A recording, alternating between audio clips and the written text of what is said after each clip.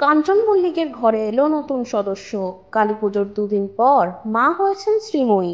ফুটফুটে কন্যা সন্তানের জন্ম দিয়েছেন কাঞ্চনের তৃতীয় স্ত্রী। গত শনিবার সকালেই শ্রীময়ী মা হওয়ার জল্পনা প্রকাশ্যে এসেছিল, আর সেদিন সন্ধ্যাতেই মেয়ের মা হয়েছেন শ্রীময়ী। পার্ক স্ট্রিট লাগোয়া এক বেসরকারি হাসপাতালে কাঞ্চন শ্রীময়ীর মেয়ে কৃষ্ণীর জন্ম হয়। সোমবার সকালে শ্রীময়ীর ইনস্টাগ্রাম স্টোরিতে ধরা পড়েছে পারিবারিক আদুরে মুহূর্ত। বউয়ের গালে গাল ঠেকিয়ে পোস্ট দিয়েছেন কাঞ্চন। হাসপাতালের বিছানায় শুয়ে শ্রীময়ী। রবিবার বেবি বাম্পের ছবি প্রকাশ্যে এনে মা হওয়ার অনুভূতির কথা ভাগ করে নিয়েছেন শ্রীময়ী। এবার জানালেন প্রেগনেন্সির খবর চেপে রাখার আসল কারণ।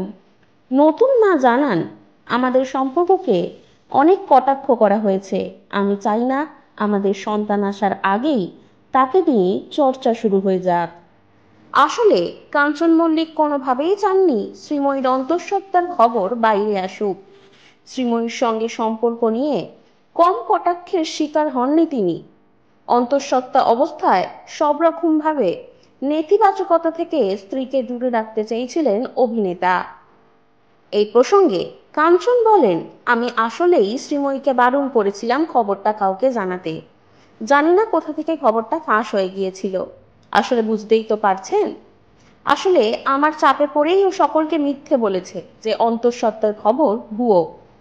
মেয়ে হওয়ার প্রসঙ্গে কাঞ্চন বলেন, আমি ছিলাম ওটিতে শ্রীময়ীর পাশে। I am so so happy. মা লক্ষ্মী ঘরে এলো। আমার বাড়িতে কালী পুজো হয়। অন্নকূটের দিন ও এসেছে। ও মা লক্ষ্মী। সবাই ওর জন্য প্রার্থনা করুন যেন ও ভালো থাকে।